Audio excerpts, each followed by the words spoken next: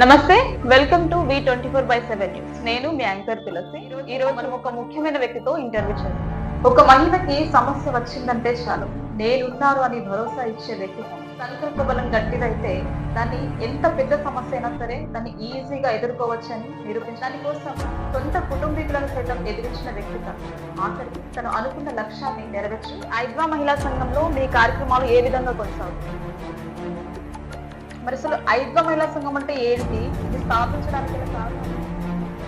ఐద్వా మహిళా సంఘం ద్వారా ఎవరికైనా న్యాయం జరిగింది మళ్ళీ మీ దగ్గర పరిష్కరించిన సమస్యలు కానివ్వండి, మరి వాటి ద్వారా మీరు ఆర్థిక పరంగా ఏమైనా లాభం పొందారు? అసలు మీకు ఈ సంస్థలో ఎందుకు రావాలని చాలా పెద్ద సమస్య అంటే ఏదైనా వచ్చిందా అంటే చాలా క్రిటికల్ అనిపించింది ఈ కొంతకాలంలో రీసెంట్ గా మీరు పరిష్కరించిన సమస్యలు ఏమిటి? మరి మీరు ఈ సంఘంలో రావడానికి అసలు ఇంట్రెస్ట్ ఎందుకు వచ్చింది? మరి మీకు ఎంతవరకు ఆ ఫ్యామిలీ సపోర్ట్ అనేది? నమస్తే. Welcome to V24/7 news. నేను మీ యాంకర్ తులసి. ఈ రోజు మనం ఒక ముఖ్యమైన వ్యక్తితో ఇంటర్వ్యూ చేయబోతున్నాం. మరి వారెవరో కాదు, మన ఐద్వా మహిళా సంఘం జిల్లా ప్రధాన కార్యదర్శి సుజాత గారు. మరి వారితో మాట్లాడే ప్రయత్నం చేద్దాం. నమస్తే అక్క. నమస్తే అండి. ఎలా ఉన్నారు? బాగున్నాను. ఓకే అక్క, మరి చెప్పండి, ఐద్వా మహిళా సంఘంలో మీ కార్యక్రమాలు ఏ విధంగా కొనసాగుతున్నాయి? ఈ మధ్య కాలంలో నిజామాబాద్ జిల్లాలో జరుగుతున్న అనేక అఘాయిత్యాలకు పాల్పడుతున్న వాళ్ళు ఉన్నారు. వాటిపైన ఎప్పటికప్పుడు మన దృష్టికి వచ్చిన సమస్యల పైన ఎప్పటికప్పుడు ఐద్వా మహిళా సంఘంగా స్పందిస్తూ అక్కడ ఎవరైతే బాధ్యులు ఉంటారో వాళ్ళ దగ్గరికి, అంటే వాళ్ళ ఇంటికాడున్న హాస్పిటల్లో ఉన్న అక్కడికి వెళ్ళి వాళ్ళ దగ్గర పూర్తి సమాచారం తీసుకొని మన మీడియా మిత్రుల ద్వారా వాళ్ళకి న్యాయం జరిగే విధంగా ఐద్వా కార్యక్రమాలు రెగ్యులర్ గా కంటిన్యూగా ఉంటున్నాయి. ఓకే అక్క, మరి మీరు ఇన్ని కార్యక్రమాలు చేపడుతున్నారు కదా, మరి అసలు ఐద్వా మహిళా సంఘం అంటే ఏంటి? ఇది స్థాపించడానికి గల కారణాలు ఏంటి? ఐద్వా మహిళా సంఘం అంటే గతంలో అప్పుడు నైజాం నవాబులు అప్పటి నుంచి పడితే తర్వాత మన రజాకార్లు పాలించిన పరిపాలనల వల్ల అందులో మహిళలు ఎదుర్కొన్న సమస్యలను కమ్యూనిస్టులు దృష్టిలో పెట్టుకొని ఆ కాలంలో మహిళలు అసలు బయటికి గడప దాటని పరిస్థితిలో ఉన్నప్పుడు కూడా కమ్యూనిస్టు కుటుంబాల నుంచి వచ్చిన కొంతమంది మహిళలు సంఘం పెట్టి వాళ్ళు ఎదుర్కొంటున్న సమస్యల పైన మనకంటూ ఒక సంఘం ఏర్పడాలి, మహిళలకంటూ కొన్ని హక్కులు ఉండాలి అనే ప్రాధాన్యతతోని వాటిని దృష్టిలో పెట్టుకొని ఈ సంఘాన్ని ఏర్పాటు చేయడం జరిగింది.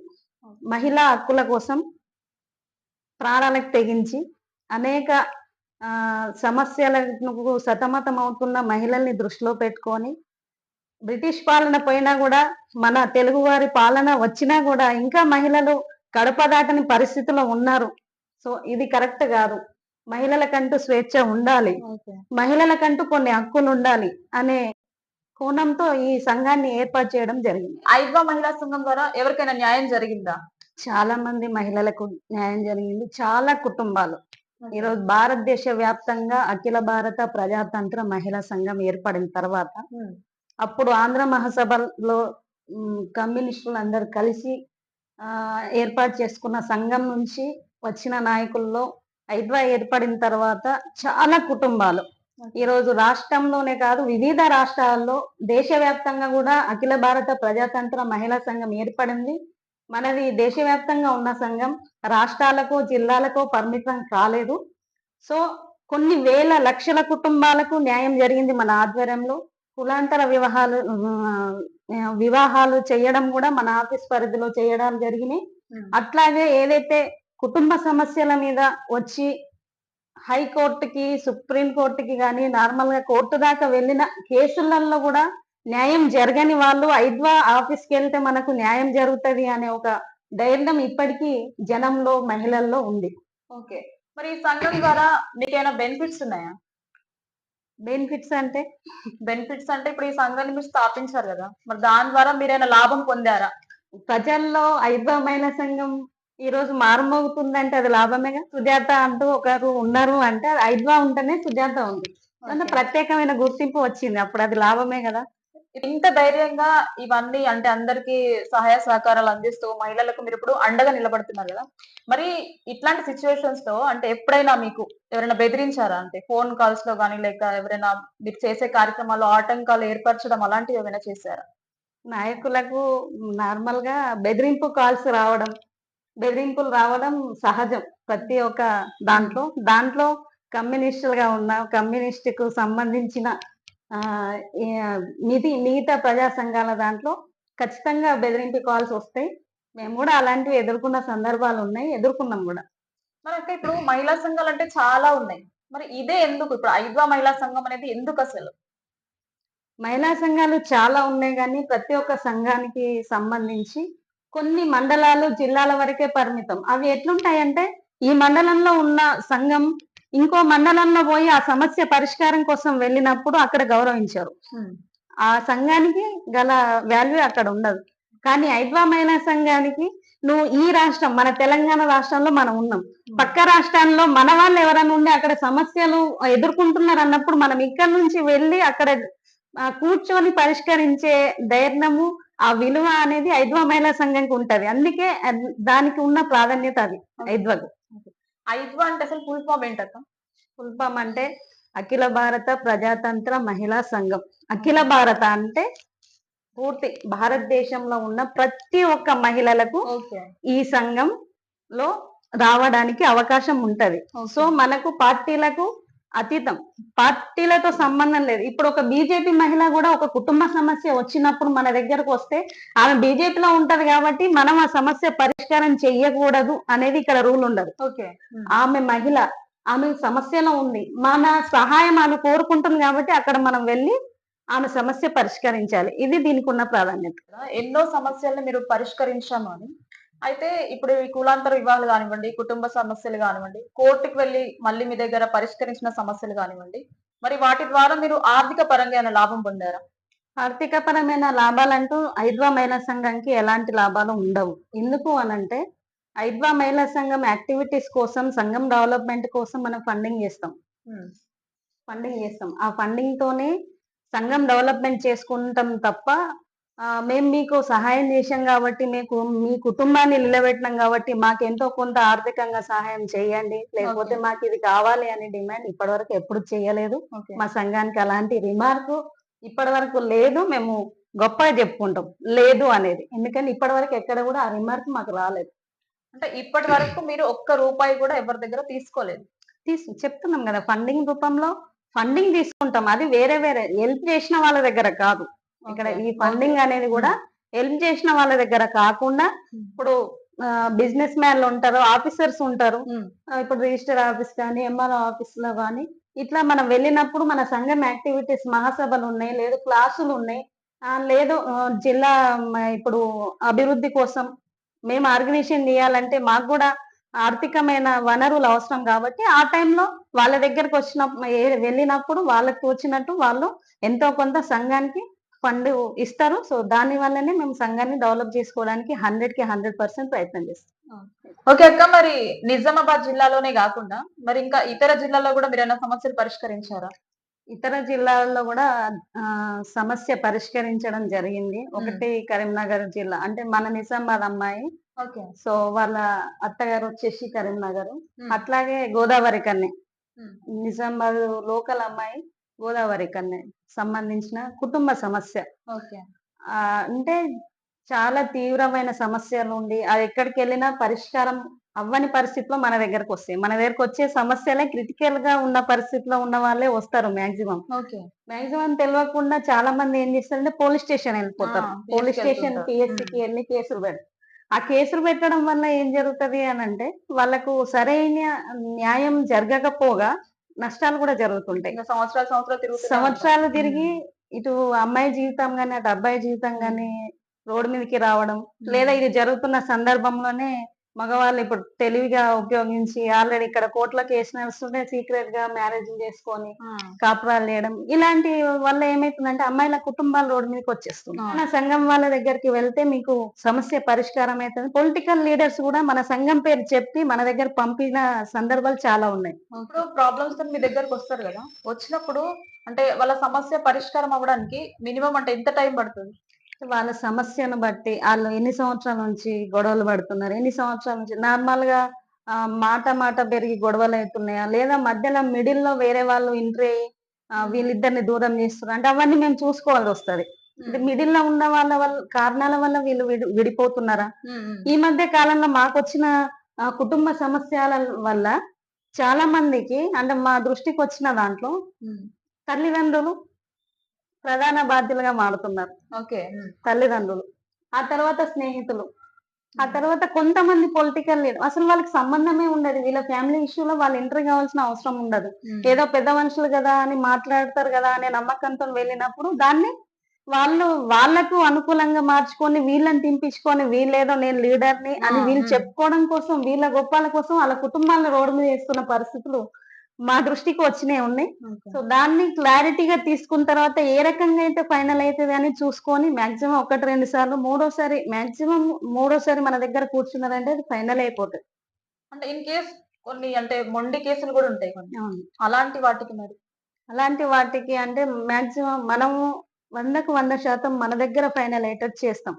మనకు కూడా వినట్లేదు, ఇంకా ఏదో బయటకు మన దగ్గర ఉన్నంతసేపు ఒక రకంగా మాట్లాడతారు కొంతమంది. మన దగ్గర ఉన్నప్పుడు ఏదో అనుకూలంగా అమాయకంగా ప్రవర్తించి మనం ఉండడం మాట్లాడతారు. కానీ మన నుంచి బయటికి వెళ్ళగానే వాళ్ళు ఏదో హీరో లాగా రియాక్ట్ అయ్యి వేరే వాళ్ళతోని ఒత్తిడి చేపించిన పరిస్థితులు కూడా ఏర్పడుతుంది. అటు కుటుంబానికి ఇటు మనం ఇన్వాల్వ్ అయినందుకు మనకు కూడా అలాంటి ఫేస్ చేయాల్సిన అవసరం వస్తుంది. సో అలాంటప్పుడు మనం ఏం చేస్తామంటే ఇక మనం ఎక్కువగా రిస్క్ తీసుకుంటున్నాం. ఆ రిస్క్ తీసుకోవడం వల్ల మన సంఘం పనులు, ఇప్పుడు ఇది పర్సనల్ పని, సంఘం పనులు వాయిదా పడుతున్నాయి, సంఘానికి ఇబ్బంది అవుతుంది అన్నప్పుడు దాన్ని మాక్సిమం కోర్టుకు పంపించే ప్రయత్నం చేస్తాం. అసలు మీకు ఈ సంస్థలో ఎందుకు రావాలనిపించింది? ఎందుకు రావాలనిపించింది అంటే ఈ ఆలోచించాల్సిన విషయం. ఎందుకంటే ఇప్పుడు కమ్యూనిస్టు పార్టీ అంటే ఏందో కూడా నాకు తెలియదు అసలు వాస్తవానికి. అక్కడ మన వాళ్ళు కొంతమంది గుర్తించి ఏం చేశారంటే, అంటే మనం చేస్తున్నప్పుడు మనం చేసే ఆర్గనైజేషన్ లో మనం వ్యక్తుల్ని క్యాడర్ గా ఎట్లా గుర్తిస్తామంటే వాళ్ళు మనకి ఇచ్చే ప్రియారిటీని బట్టి మన మాటకు విలువ ఇచ్చి పని వదులుకొని మన కోసం వస్తున్నప్పుడు వాళ్ళని క్యాండిడేట్ లాగా గుర్తిస్తాం. అట్లాగే నన్ను కూడా ఈ కమ్యూనిస్ట్ పార్టీ సిపిఎం పార్టీకి పరిచయం చేసిన మొట్టమొదటి వ్యక్తి భువనగిరి. ఆయన సిపిఎం పార్టీ ఆఫీస్ లో పనిచేసేవాడు, అనిమల్ల అంజనేయులు అని. ఆ తర్వాత బట్పల్లి సీనన్న అని చెప్పేసి మండల సెక్రటరీ సిపిఎం పార్టీ. సో కార్యక్రమాలప్పుడు ఏం చేసేదంటే మామూలుగా ఒక కార్యక్రమం అప్పటిదప్పుడు చేయాల్సి వస్తాయి. రాష్ట్ర పిలుపులు, దేశవ్యాప్తంగా ఏదన్నా సడన్ గా ఇన్స్టిట్యూట్ జరిగినప్పుడు అప్పటికప్పుడు ఒక కార్యక్రమం చేయాల్సి వస్తే మనకు అందుబాటులో ఉన్న వాళ్ళని పిలుచుకొని చేస్తుంటాం. సో సడన్ గా పిలిస్తే వచ్చే వాళ్ళని కూడా ప్రత్యేకంగా గుర్తుంచుకుంటాం. సో అట్లా వస్తున్న సందర్భంలో నన్ను కార్యకర్తగా పార్టీకి పనికొస్తది, సంఘానికి, ప్రజా సంఘానికి అంటే ప్రశ్నించే తత్వం తనలో ఉంది అని గుర్తించిన మొట్టమొదటి వ్యక్తి బట్టుపల్లి శ్రీనివాస్ అన్న. తను ఇప్పుడు లేడు, చనిపోయారు. కానీ అంటే నా రాజకీయ గురువు ఎవరు అని చెప్పుకోవాల్సి వచ్చినప్పుడు ఖచ్చితంగా బట్పల్లి సీనన్న. పార్టీకి పరిచయం చేసింది మాత్రం అనిమల్ల అంజనేయులు. ఇప్పుడు మీరు ఎన్ని సంవత్సరాలుగా ఈ సంస్థలో పనిచేస్తున్నారు? నేను ఇప్పుడు నా ఎంట్రీ 2004. క్యాండిడేట్ అంటే ఆక్సిలరీ సభ్యురాలుగా 2004, క్యాండిడేట్ సభ్యురాలుగా 2005. 20 అంటే దాదాపు 20 సంవత్సరాలు కావస్తుంది.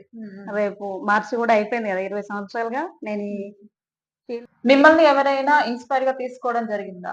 గతంలో నేను భువనగిరి మండలంలో పనిచేసినప్పుడు అక్కడ దాదాపు ఒక 50 మంది మహిళలు నన్ను ఆదర్శంగా తీసుకొని సంఘంలోకి వచ్చిన వాళ్ళు ఉన్నారు. ఎందుకంటే ఆ సంఘం విలువ కూడా తెలియని వాళ్ళు సంఘంలోకి వచ్చిన తర్వాత ఆ వాల్యూస్ ఎలా ఉంటాయి, ఆ సంఘం ద్వారా ఉపయోగాలు ఏందో అంటే మనం చెప్పగలిగినప్పుడు మనల్ని ఎక్స్పైర్ గా తీసుకొని వచ్చే వాళ్ళు ఉంటారు. సో నిజామాబాద్ జిల్లాలో కూడా దాదాపు 50 నుంచి 60 మంది వచ్చిన వాళ్ళు ఉన్నారు. పార్టీ సభ్యులుగా మహిళలే దాదాపు 32 మంది పార్టీ సభ్యులుగా తయారు చేసి పార్టీకి ఇవ్వడం జరిగింది. మరి మీ దగ్గరికి చాలా సమస్యలు వస్తుంటాయి కదా, అందులో చాలా పెద్ద సమస్య అంటే ఏదైనా వచ్చిందా? అంటే చాలా క్రిటికల్ అనిపించింది? వచ్చిందమ్మా. ఎప్పుడు అంటే నేను ఆర్గనైజేషన్ వచ్చిన తర్వాత 2008లో బీజేపీ ఎంపీ చేతి కింద పిఏగా పని చేసే వాళ్ళు ఉంటారు కదా. అది వాళ్ళ క్యాస్ట్ వచ్చేసి ఏమంటారు, కోమట్లు. వాళ్ళకు మ్యారేజ్ అయ్యి 8 ఇయర్స్ అవుతున్నా కూడా పిల్లలు కాలేరు. సో వాడు ఏం చేసిండంటే ఈ అమ్మాయికి డైవర్స్ ఇవ్వకుండా ఈమెను ఆ కుటుంబాన్ని అంటే వాళ్ళ ఫ్యామిలీ మెంబర్స్ తో కలవకుండా దూరం కిరాయి ఉంచి వాడు వేరే మ్యారేజ్ చేసుకొని ఆ, వాడు ఎంజాయ్మెంట్ లో వాడు ఉన్నాడు. సో అమ్మాయికి ఎవరు లేరు. అమ్మాయికి అందరికి దూరం ఉంచడమే కాకుండా కనీసం ఫోన్ సౌకర్యం కూడా లేకుండా ఒక రకమైన టార్చర్ ఆ అమ్మాయికి. సో ఆ అమ్మాయి ఇష్యూ చాలా మందికి చెప్పుకున్నది. చెప్పుకున్నప్పుడు ఎవరు ముందడుగు వేసినా కూడా ఎంపీ చేతి కింద పిఏగా పనిచేస్తున్నాడు కాబట్టి మనం ఆలోచించాల్సిన విషయం అని చెప్పేసి చాలా మంది బ్యాకప్ అయ్యారు. సో అప్పుడు ఆ అమ్మాయి ఫోన్ లేకుండా ఆమె ఎంత ఆ, దారుణమైన పరిస్థితి అంటే ఆమె ఒక 10 రూపాయలు పెట్టి ఏదైనా కొనాలన్నా అడిగి డబ్బులు తీసుకొని కొనాల్సిన పరిస్థితి. అంత క్రిటికల్ గా ఆమె ఫేస్ చేసింది. అట్లాంటి పరిస్థితిలో ఆ ఇష్యూ మా దగ్గరకు వచ్చింది. వచ్చినప్పుడు టౌన్ కి పోలీస్ స్టేషన్ కి రమ్మంటే వచ్చిండు కానీ ఎంపీని అంటే ఆయన నెంబర్ తీసుకొని రావడం జరిగింది. సో అందరు కూడా చాలా మంది భయపడ్డారు. అప్పుడు సార్ వచ్చిండని పోలీస్ వాళ్ళు కూడా భయపడ్డారు. సో అసలు మేము కేసే టేకప్ చేయమనే పరిస్థితి కూడా ఏర్పడ్డారు.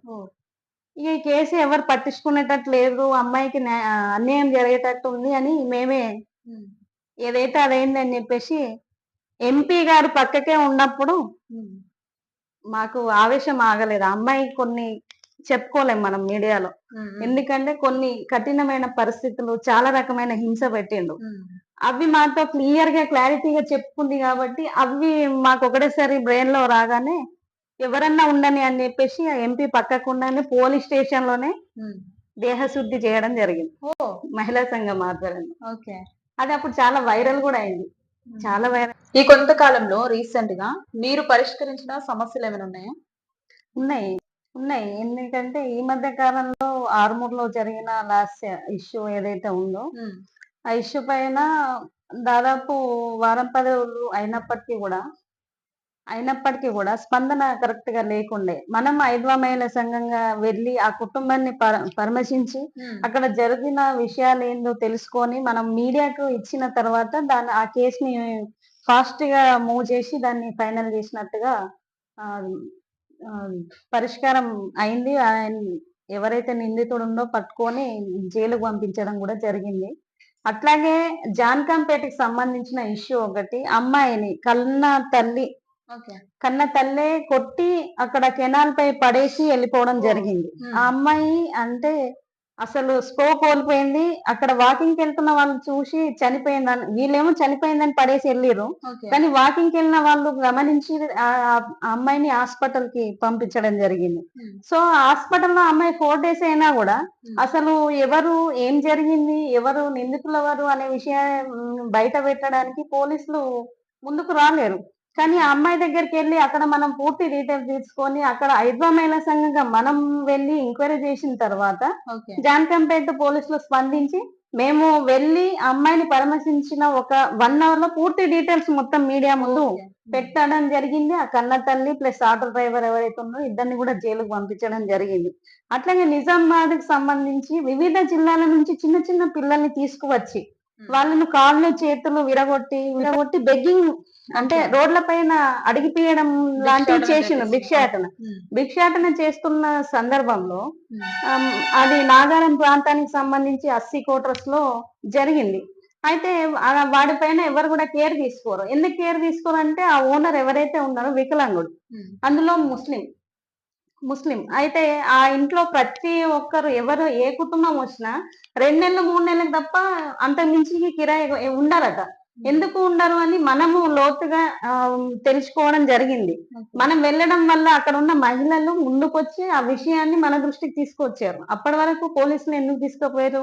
వేరే అబ్బాయిని కొట్టిండ్రు, హింస పెట్టిండ్రు, ఆ పిల్లగాన్ని కన్నంతా ఇన్ఫెక్షన్ వచ్చి బాగా తట్టుకోలేక ఏడిస్తే హాస్పిటల్ తీసుకొచ్చిర్రు అన్న విషయమే అందరికి తెలుసు. కానీ మనం ఐద్వాగా అక్కడికి వెళ్ళిన తర్వాత ఎంట్రీ అయిన తర్వాత అసలు విషయం అక్కడ ఉన్న మహిళలు మనకు చెప్పడం జరిగింది. దాన్ని మనం మీడియా మిత్రులు అందరు వచ్చిర్రు, అక్క మీరైతేనే ఈ వాయిస్ ఇవ్వగలుగుతారు అని మన వాళ్ళు వచ్చిర్రు. మీడియాకి మనం వాయిస్ ఇచ్చిన తర్వాత ఆ బెగ్గింగ్ మాఫియా ఎవరైతే ఉన్నారో వాళ్ళని జైలుకు పంపించడం జరిగింది.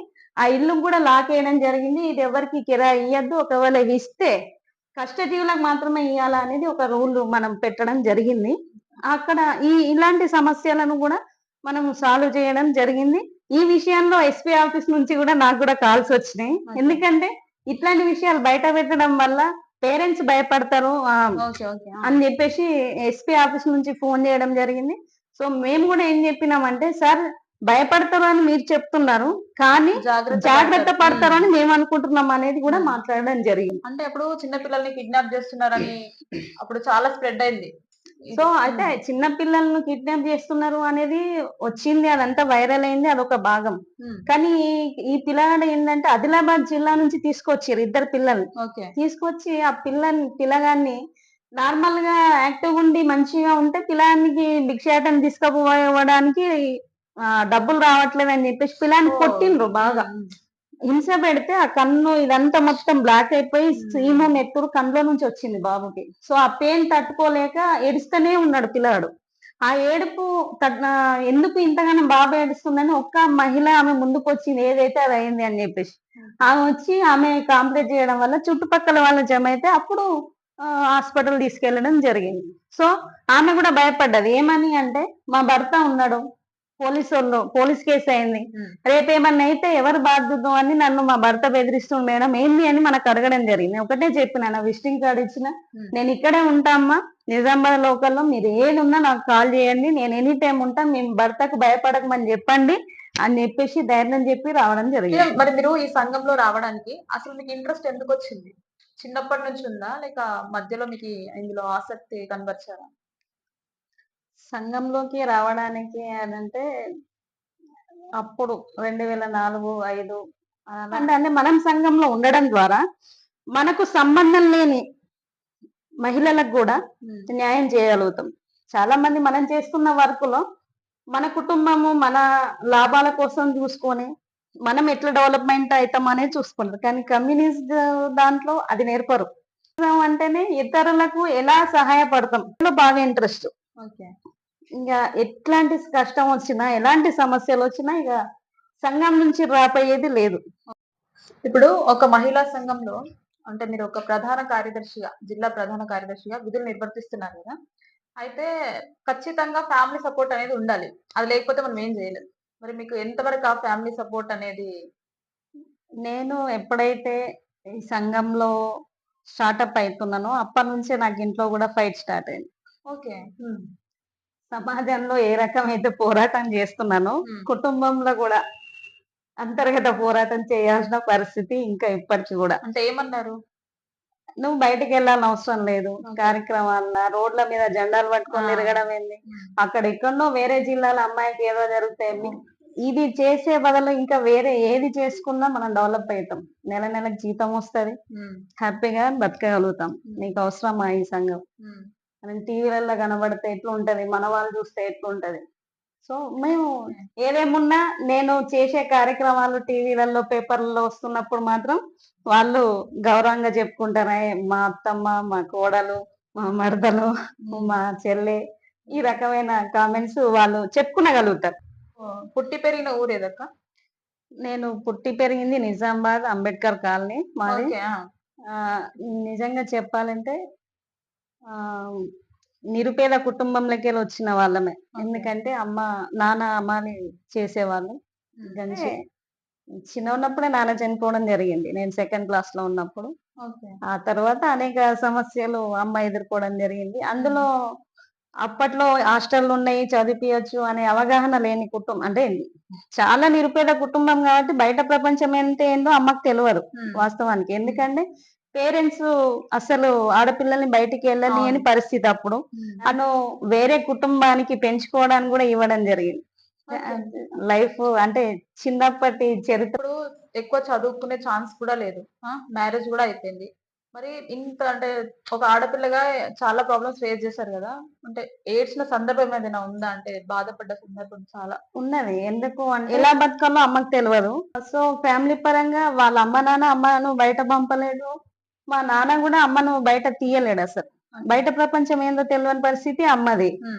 అప్పటికి మేమిద్దరము, మా అన్న నేను. సో నేను 2nd క్లాస్, వాడు 3rd క్లాస్ అన్న. అప్పుడే నాన్న చనిపోవడం జరిగింది. ఓకే. సో అప్పుడు అంటే ఏందంటే ఎలా చనిపోయారు? నార్మల్ గా టైఫాయిడ్ వచ్చింది నాన్నకు. హ్మ్. సో అప్పుడు మందులు సరిగ్గా అందకపోవడం వల్ల చనిపోయిండు అనేది మాకున్న సమాచారం. ఓకే. సో అదేంది ఏం కథ అనేది అప్పుడున్న పెద్దనాన్న వాళ్ళకు, కుటుంబ పరిస్థితులకు వాళ్ళకి తెలుసు తప్ప మాకంతా మేము చిన్న పిల్లలం గదా! అవును. ఇలాంటి అయితే అమ్మకు హెల్త్ బాలేనప్పుడు నాన్న మా అన్నకు సంబంధించి హాస్టల్‌లో ఎయడం జరిగింది. హ్మ్. నాకు ఉన్న ఒక్కదాన్ని గూడా ఎలా పోషించాలనో తెలవని పరిస్థితి అమ్మది. ఎందుకంటే బయట పని తెలవదు. ఇంట్లో గూడా ఏమీ రాదు. వంట జేసి పెట్టడం తప్ప ఇంకో పని తెలవదసలు. హ్మ్. అటువంటి పరిస్థితిలో వేరే వాళ్ళకు నేను అంటే ఉన్న ఒక కూతుర్ని గూడా నేను పెంచలేను ఓకే. అని ఆర్థిక వేరే పరిస్థితులు ఆర్థిక పరిస్థితులు హ్మ్. కోలుకోలేని పరిస్థితిలో ఉండడం వల్ల అప్పుడు అమ్మ నన్ను వేరే వాళ్ళకి ఇచ్చేయడం జరిగింది పెంచుకోమని. హ్మ్. అంటే ఎవరికి? మహబూబ్ నగర్‌లో లాయర్‌గా పనిచేస్తుండే యాదగిరి సార్ అని. ఓకే. హ్మ్. అక్కడ వాళ్ళకు ఇచ్చేయడం జరిగింది నన్ను. అంటే ఇంకా మీరు తర్వాత అక్కడే పెరిగారా? అక్కడ ఫిఫ్త్ క్లాస్ వరకు అక్కడ ఉన్నాను. ఓకే. ఆ తర్వాత ఆ మధ్య కాలంలో ఎన్ని ఇయర్స్ ఉన్నారక్కడ? నాకు 7 ఇయర్స్ ఉన్నప్పుడు మమ్మీ ఇచ్చేసింది. హ్మ్. హ్మ్. 10, 11 ఏదో వచ్చినప్పుడు నేను మళ్ళీ రిటర్న్. అంటే ఏమైనా డబ్బులు తీసుకోవడం జరిగిందా వాళ్ళ దగ్గర? ఇగ అదంతా నాకు తెలవదు. ఓకే. హ్మ్. అదంతా నాకు తెలవదు. నన్ను మాత్రం అక్కడ ఇయ్యడం జరిగింది. హ్మ్. సో, అప్పుడు ఏంది అంటే నాకు ఫీలింగ్ ఉండేది. అంటే ఇక్కడ అమ్మ, నాన్న ఎవరు లేరు. అవును. బ్రదర్ హ్మ్. గూడా లేరు. హ్మ్. వీరెవరో తెలవది. తెలీదు. హ్మ్. అంటే వాళ్ళని ఏ రకంగా అమ్మ, నాన్న అని పిలవాలన్నా గూడా నాకు పిలవాలనిపిచ్చేది కాదు. అంతే కానీ ఎంతైనా వాళ్ళు కన్న ఆ! తల్లిదండ్రులు. సో, అలాంటి కొన్ని సిట్యుయేషన్‌లు నేను ఫేస్ చేయడం జరిగింది. ఓకే. ఇంకా మరి చివరగా ఒక ప్రశ్న. ఒక మహిళగా మీరు సమాజానికి ఏం మెసేజ్ ఇద్దామనుకుంటున్నారు? మనం చూస్తున్నప్పటికీ గతం కంటే ఇప్పుడు చాలా మెరుగుపడ్డది. ఎందుకంటే అనేక రంగాల్లో గూడా మహిళలు ముందుకొస్తా ఉన్నారు. మన కుటుంబం మనని నమ్మి ముందుకు ప్రోత్సహిస్తున్నప్పుడు, ముందుకు వెళ్ళమని సపోర్ట్ చేస్తున్నప్పుడు ఏదైతే సపోర్ట్ ఉందో దాన్ని దుర్వినియోగం చేసుకోకుండా, సద్వినియోగం చేసుకొని వాళ్ళ నమ్మకాన్ని ఒమ్ము చేయకుండా, వాళ్ళ నమ్మకాన్ని నిలబెట్టి సమాజంలో గూడా మనకంటూ ఒక పేరు ప్రతిష్టలు ఉండే విధంగా మహిళలు ఉండాలని జెప్పేసి కోరుతా ఉన్నాం హైదరాబాద్ మహిళా సంఘంగా. అంటే స్మార్ట్ ఫోన్ అనేది ఈరోజు మన జీవన ప్రయాణంలో ఒక భాగం అయిపోయింది. కాబట్టి ఈ స్మార్ట్ ఫోన్‌తో చాలా జాగ్రత్తగా ఉండాలి. ఫేస్‌బుక్, వాట్సాప్ అట్లాగే టిక్‌టాక్‌లని ఇలాంటి అనేకం జరుగుతా ఉన్నాయి. దాంట్లో మహిళల్ని ఫాలో అయ్యి మహిళల నంబర్‌లు తీసుకొని సైబర్ నేరగాళ్ళు గూడా పెరుగుతా ఉన్నారు. సో, అమ్మాయిలు గూడా జాగ్రత్త పడాలి. మీకు కాలేజ్‌లో గాని, స్కూల్‌లో గాని, లేదు ఫ్యామిలీ మెంబర్స్‌లో గాని మగవాళ్ళ నంబర్‌లున్నా, వాళ్ళతో మీరు చనువుగా ఉన్నా గూడా ప్రతి ఒక్క ఫోటోలు షేర్ చేయడం జాగ్రత్తగా ఉండాలి. మీరు ఎలాంటి ఫోటో పెట్టినా గూడా దాంట్లో కొన్ని క్రియేట్ చేసి చూపించే దాంట్లో కొన్ని ఆప్షన్స్ ఉంటాయి. దాన్ని ఉపయోగించుకొనే ఈ మధ్య కాలంలో చీటింగ్ చేస్తా ఉన్నారు. అమ్మాయిలను బ్లాక్‌మెయిల్ జేసి, వాట్సాప్‌లో బ్లాక్‌మెయిల్ జేసి, ఫేస్‌బుక్‌లో బ్లాక్‌మెయిల్ జేసి, లొంగ తీసుకొని అమ్మాయిల జీవితాలు రోడ్ మీదకొచ్చినయి గూడా మనం జూస్తా ఉన్నాం. కాబట్టి వీటన్నిటికి దూరంగా ఉండాలి. అట్లాగే ఇది అమ్మాయిలకే గాదు మగవాళ్ళకి గూడా వర్తిస్తది. మగవాళ్ళ కుటుంబాలు గూడా కొన్ని రోడ్ మీదకొస్తున్న పరిస్థితులున్నాయి. కాబట్టి స్మార్ట్ ఫోన్ మీరు చేస్తున్న పనికి ఉపయోగపడే విధంగానే ఉపయోగించుకోండి తప్ప మిగతా దేనికి వాడొద్దని జెప్పేసి కోరుకుంటా ఉన్నాం. మీకందరికీ గూడా ఈ అవకాశం ఇచ్చిన మీకు ధన్యవాదాలు. ఓకే. మరి చూసారు కదండీ! ఒక మహిళగా తనకు ఎన్ని ఇబ్బందులున్నా, ఎన్ని సమస్యలున్నా వాటన్నిటిని ఎదుర్కొని గూడా తను ఈరోజు ఈ స్థాయిలో నిలబడ్డారు అంటే, ఖచ్చితంగా మహిళలందరూ కూడా తను చెప్పిన మాటల్ని ఆదర్శంగా తీసుకోవాలి, ఇన్‌స్పైర్ అవ్వాలి అని జెప్పేసి మా V24/7 ఛానల్ తరపున కోరుకుంటున్నాం. ఓకే అక్క. Thank you so much. మీ విలువైన సమయాన్ని, మీ ముఖ్యమైన పనులను గూడా పక్కన పెట్టుకొని మా కోసం మీరు సమయాన్ని కేటాయించినందుకు thank you so much. V24/7 న్యూస్‌కి ప్రత్యేకమైన ధన్యవాదాలు తెలియజేస్తా ఉన్నాం. Thank you.